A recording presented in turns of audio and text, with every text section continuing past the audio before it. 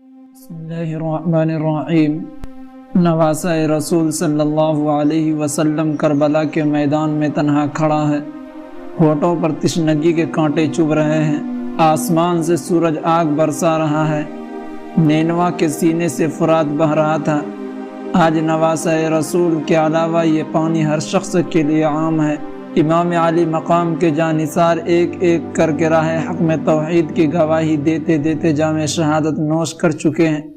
گلستان رسول اجڑ چکا ہے، چمستان فاطمہ کو موت کی بے رحم ہواؤں نے اپنے دامن میں سمیٹ رکھا ہے، اون و محمد بھی رخصت ہو چکے ہیں، عباس علمدار مقام شہادت پا چکے ہیں، شہزادہ قاسم موت کو گلے سے لگا چکے ہیں، شہزادہ علی اکبر کا بے گور و کفن لاش ریگ کربلا پر پڑا ہے، معصوم علی اصغر کا خون بھی فضائے کربلا کو رنگین کر گیا ہے۔ امام علی مقام اپنے جانثاروں کے لاش اٹھاتے اٹھاتے نڈھال ہو چکے ہیں، لیکن علی رضی اللہ عنہ کی شجاعت، بہادری اور جواں مردی پر ڈھلتی عمر کا سایہ بھی نہیں پڑا۔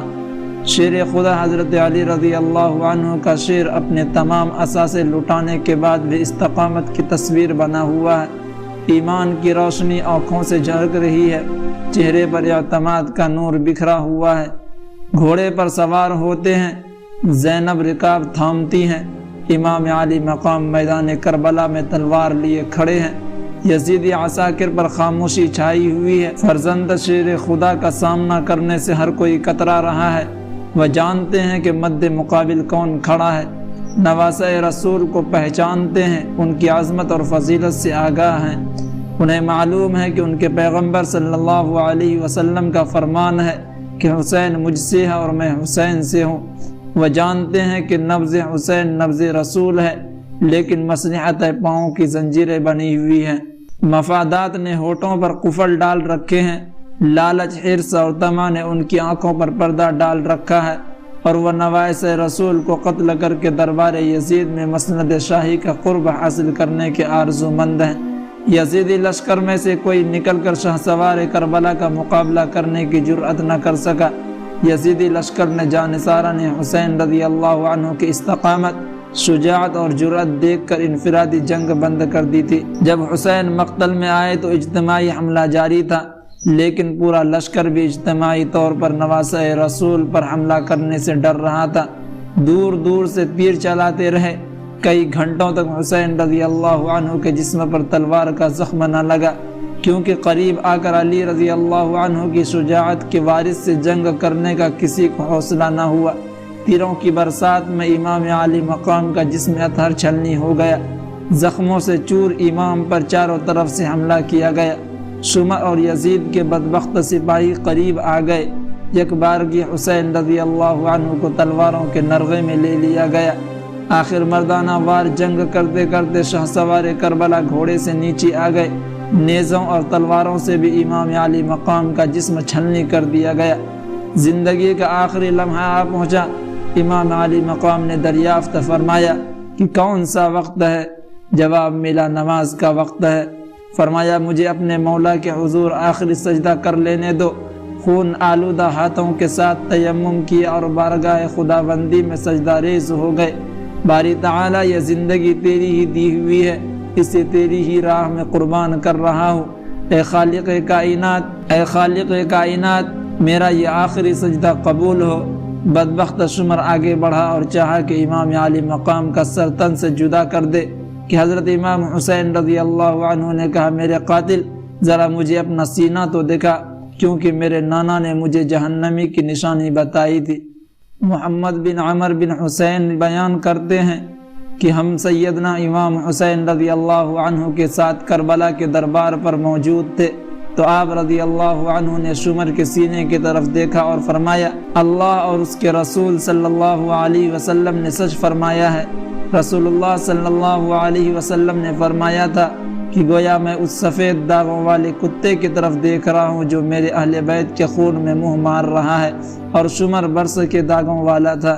چنانچہ آپ رضی اللہ عنہ نے نشانی دیکھ کر فرمایا ہاں یہ بدبختی تیرا ہی مقدر ہے۔ وہ بدبخت آگے بڑھا اور سر اقدس کو تن سے جدا کر دیا۔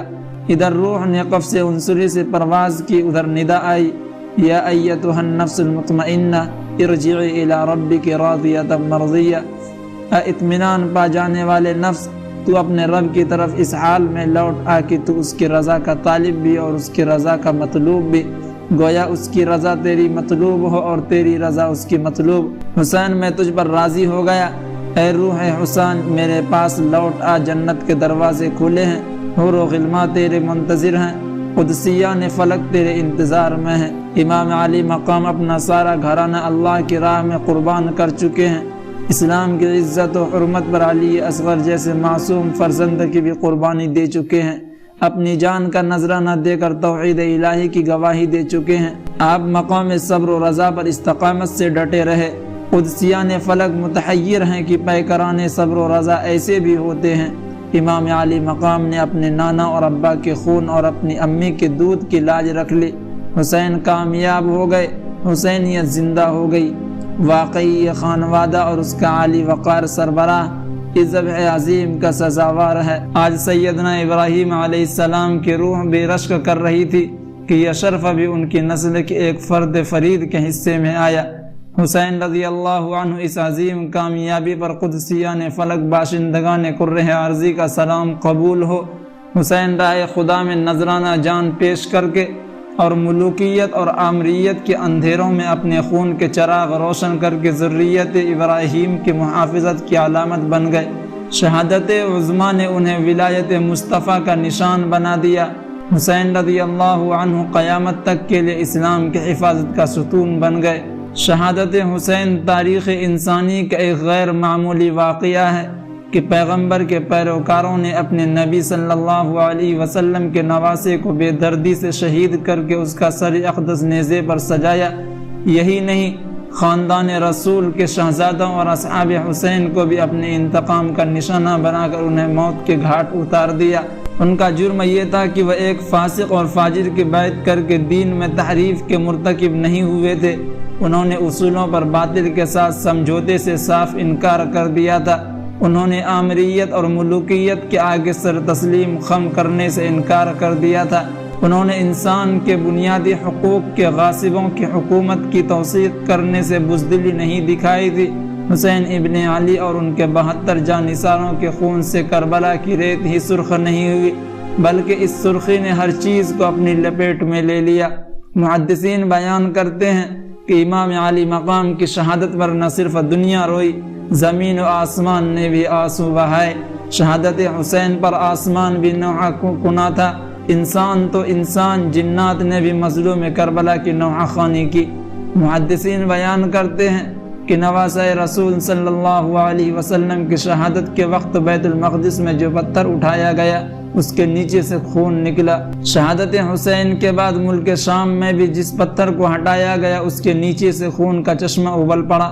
محدثین کا کہنا ہے کہ شہادت حسین پر پہلے آسمان سرخ ہو گیا، پھر سیاہ ہو گیا، ستارے ایک دوسرے سے ٹکرانے لگے، یوں لگتا تھا جیسے کائنات ٹکرا کر ختم ہو جائے گی، یوں لگا جیسے قیامت قائم ہو گئی ہو، دنیا پر اندھیرا چھا گیا۔ امام طبرانی نے ابو قبیل سے سند حسن کے ساتھ روایت کیا ہے، جب سیدنا امام حسین رضی اللہ عنہ کو شہید کیا گیا تو سورج کو شدید گہن لگ گیا، حتیٰ کہ دوپہر کے وقت تارے نمودار ہو گئے، یہاں تک کہ انہیں اطمینان ہونے لگا کہ یہ رات ہے۔ کربلا میں شام نے اپنے پر پھیلا دیے، سورج نے فرط خوف سے مغرب کی وادیوں میں اپنا منہ چھپا لیا، آسمان کی آنکھیں خون کے آنسوؤں سے بھر گئی۔ خاندان رسول ہاشمی کے ایک ایک فرد کو قتل کرنے کے بعد یزیدیوں کا کلیجہ ٹھنڈا نہ ہوا، انتقام کی آگ سرد نہ ہوئی۔ امام حسین اور ان کے جانثار رفقا کے لاشوں پر گھوڑے دوڑنے لگے، گھوڑوں کی ٹاپ سے شہزادگان رسول صلی اللہ علیہ وسلم کے نازک جسموں کو روند ڈالا۔ یہ نازک جسم پہلے ہی تیغ و تیر سے چھلنی ہو چکے تھے، پھر خانوادہ اہل بیت کے خیموں کو آگ لگا دی گئی۔ سکینہ تماچے کھا چکی تو خیموں کا سامان بھی لوٹ لیا گیا۔ اپنے پیغمبر کے گھرانے کی برہنہ سر بیویوں کو قیدی بنایا گیا۔ بیمار کربلا زین العابدین بھی قیدی بن گئے۔ شہیدان کربلا کے سروں کو کاٹ کر نیزوں پر چڑھا لیا گیا اور اسیران کربلا کا قافلہ سیدہ زینب کی قیادت میں شہیدوں کے سروں کے ساتھ کوفہ کی جانب روانہ ہوا۔ شام کے سائے کچھ اور بھی گہرے ہو گئے۔ بیویوں کے برہنہ سروں کو رات نے اپنے سایہ آنچل سے ڈھانپ دیا۔ ابھی اس قافلے کی قیادت بیمار کربلا حضرت زین العابدین کر رہے تھے۔ اس وقت ان کی عمر 13-14 برس کے قریب تھی۔ سیدہ فاطمہ الزہرا کی شہزادی زینب رضی اللہ عنہا خواتین کی دیکھ بھال کرتی کہ کوئی بچہ قافلے سے بچھڑ نہ جائے، کسی بیوی کے سر سے دوپٹہ لڑک نہ جائے۔ اسیران کربلا کا قافلہ اپنی منزل کی طرف بڑھ رہا تھا۔ راستے میں رات ہو گئی، چنانچہ فاتحین کربلا نے پڑاؤ کا فیصلہ کیا۔ پڑاؤ کی جگہ کے قریب ہی ایک گرجا گھر تھا۔ اس گرجے میں ایک ضعیف العمر عیسائی راہب رہتا تھا۔ بڑا پرہیزگار اور متقی راہب تھا، عبادت گزار بھی تھا اور خدا ترس بھی۔ اسے جب معلوم ہوا کہ قافلے والے اپنے پیغمبر کے نواسے اور اس کے اصحاب کو قتل کرنے کے بعد ان کے سر لے کر یزید کے پاس جا رہے ہیں، تو اس نے قافلے کے یزیدی امیر سے کہا، میں تمہیں 10,000 دینار دوں گا، شرط صرف یہ ہے کہ آج کی رات تمہارے پیغمبر کے نواسے کا سر میرے پاس رہے گا۔ اس کے لیے تم پڑاؤ ہمارے پاس کرو، تمہاری خدمت بھی کروں گا اور تمہیں عزت کے ساتھ روانہ کروں گا۔ یزیدی امیر دنیا دار شخص تھا، پھر سے دنیا کا طالب۔ اس نے راہب کی شرائط مان لی اور حسین کا سر اس راہب کے حوالے کر دیا۔ راہب حسین رضی اللہ عنہ کا سر لے کر اندر چلا گیا۔ راہب نے نیزے پر سے سر انور کو اتارا اور اس کو خوشبودار پانی سے دھویا، اسے صاف کیا اور خوشبو لگائی، خوبصورت غلاف میں رکھا اور اس کے پاس بیٹھ گیا۔ رات بھر چہرہ حسین رضی اللہ عنہ کی زیارت میں مصروف رہا۔ راہب بیان کرتا ہے کہ حسین رضی اللہ عنہ کا سر پڑا ہے اور اس سر سے نوری شعاعیں اٹھ کر عرش معلیٰ تک جا رہی ہیں۔ نور کا حالہ سر اقدس کا طواف کر رہا ہے۔ جب اس نے یہ کیفیت دیکھی تو ساری رات قتل حسین رضی اللہ عنہ پر آنسو بہاتا رہا۔ حسین کے احترام اور توقیر کا اسے یہ صلہ ملا کہ صبح جب باہر نکلا، رحمت خداوندی نے اسے اپنی آغوش میں لے لیا۔ اس نے کلمہ پڑھا اور دائرہ اسلام میں داخل ہو گیا۔ ایک طرف وہ شقی القلب ابن سعد کے سپاہی تھے کہ بے ادبی کا ارتکاب کر کے دولت ایمان سے محروم ہو گئے، اور ایک یہ راہب تھا کہ حسین کے سر کی عزت کرنے کے صدقے میں اس کا دامن ایمان کی نعمت سے بھر دیا گیا۔ روایات میں ہے کہ ابن سعد نے امام علی مقام کے سر اقدس کو خولی کے ہاتھ ابن زیاد کے دربار میں بھیجا۔ جب خولی حضرت امام حسین رضی اللہ عنہ کا سر اقدس لے کر کوفہ میں پہنچا تو قصر عمارت کا دروازہ بند ہو چکا تھا۔ چنانچہ وہ سر انور کو اپنے گھر لے آیا اور ایک برتن سے سر انور کو ڈھانپ دیا۔ اس کی بیوی نوار سخت ناراض ہوئی کہ تو رسول خدا صلی اللہ علیہ وسلم کے نواسے کا سر لے کر آیا ہے۔ چنانچہ وہ اس جگہ آ بیٹھی جہاں امام علی مقام کا سر اقدس رکھا تھا۔ وہ روایت کرتی ہے، خدا کی قسم میں نے دیکھا کہ ایک نور برابر آسمان سے اس برتن تک ستون کے مانند چمک رہا ہے، اور میں نے سفید پرندے دیکھے جو برتن کے ارد گرد منڈلا رہے تھے۔ ابن زیاد کے قصر عمارت کے بعد اسیران کربلا کے یہ قافلہ جب دمشق میں یزید کے دربار میں پہنچا تو وہ بدبخت اس وقت مسند شاہی پر بیٹھا ہوا تھا۔ اس بدبخت نے امام علی مقام کی دندان مبارک پر اپنی چھڑی ماری اور اشعار پڑھے جن کا مفہوم یہ تھا کہ آج ہم نے بدر میں اپنے مقتولین کا بدلہ لے لیا ہے۔ اس بدبخت نے اپنے اندر چھپے ہوئے کفر کو ظاہر کر دیا۔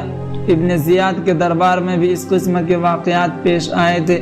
یہ منظر دیکھ کر دربار یزید میں موجود ایک صحابی اٹھا اور یزید کو اس حرکت سے باز رکھنے کی کوشش کی۔ فرمایا، خدا کی قسم میں نے اپنی آنکھوں سے مصطفیٰ کو ان لبوں کو چومتے ہوئے دیکھا ہے۔ دربار میں قیصر روم کا سفیر جو ایک عیسائی مسند نشین تھا، اس نے یزید کو مخاطب کرتے ہوئے کہا کہ تم بدبخت اور بے ایمان ہو، تم نے اپنے پیغمبر کے نواسے کو شہید کر کے اس کا سر تن سے جدا کر دیا ہے، اور اب اپنی چھری سے اس مقدس سر کی بے حرمتی کر رہے ہو۔ میں مذہباً عیسائی ہوں۔ ایک علاقے میں ہمارے پاس حضرت عیسیٰ علیہ السلام کی سواری کے پاؤں کے کھر ہیں، ہم نے انہیں محفوظ کر لیا ہے۔ خدا کی قسم ایک مدت گزر جانے کے بعد بھی ہم اس سواری کے نعل کی عزت کرتے ہیں جس طرح تم اپنے کعبہ کی عزت کرتے ہو۔ ہم اپنے نبی کی سواری کے قدموں کا یہ احترام کرتے ہیں، ہر سال اس نعل کی زیارت کرتے ہیں، اس کا ادب کرتے ہیں۔ بدبختو، تم اپنے پیغمبر کے شہزادے کے ساتھ یہ سلوک کر رہے ہو، لعنت ہے تمہارے عمل اور کردار پر۔ یزید سمجھ رہا تھا کہ حسین رضی اللہ عنہ کو قتل کر کے اس نے بہت بڑا مار کا سر کر لیا ہے، اب اس کے جبر مسلسل کے سامنے کوئی دیوار بن کر کھڑا نہ ہوگا، اب دین کی تحریف میں وہ آزاد ہوگا۔ لیکن اس بدبخت کو یہ معلوم نہ تھا کہ یزیدیت جیت کر بھی ہار گئی ہے۔ اور حسینیت بظاہر ہار کر بھی جیت گئی ہے۔ مختار ثقفی کے لشکر کے سپہ سالار نے ابن زیاد کا سر قلم کیا اور اسے نیزے پر چڑھا کر مختار ثقفی کے پاس بھیجا۔ بدبخت ابن زیاد کا سر مختار ثقفی کے سامنے رکھا تھا۔ ایک سانپ کہیں سے نمودار ہوا وہ مقتولین کے سروں کو سونگھتا رہا۔ جب ابن زیاد کے سر کے قریب پہنچا تو اس کے منہ میں داخل ہوتا اور ناک کے نتھوں سے باہر آتا، اور یہ عمل اس نے کئی بار دہرایا، گویا زبان حال سے کہہ رہا تھا، یزیدیو تمہارے چہروں پر لعنت بھیجتا ہوں۔ ابن زیاد قتل ہوا، یزید برباد ہوا، لیکن حسین رضی اللہ عنہ زندہ ہے اور قیامت تک حسین زندہ رہے گا۔ یزید مر گیا، آج کوئی یزید کا نام بھی نہیں لیتا۔ کربلا میں آج حسین رضی اللہ عنہ کی قبر بھی زندہ ہے، جبکہ دمشق میں یزید کی قبر بھی مردہ ہے۔ وہاں ہر لمحہ لعنت برس رہی ہے، لیکن ساری دنیا حسین رضی اللہ عنہ کی قبر پر صلاۃ و سلام کے پھول نچھاور کر رہے ہیں۔ ناظرین، مزید ایسی معلوماتی ویڈیوز کے لیے ہمارے چینل کو سبسکرائب کریں اور بیل آئیکن ضرور دبائیں۔ جزاکم اللہ خیرا جزا۔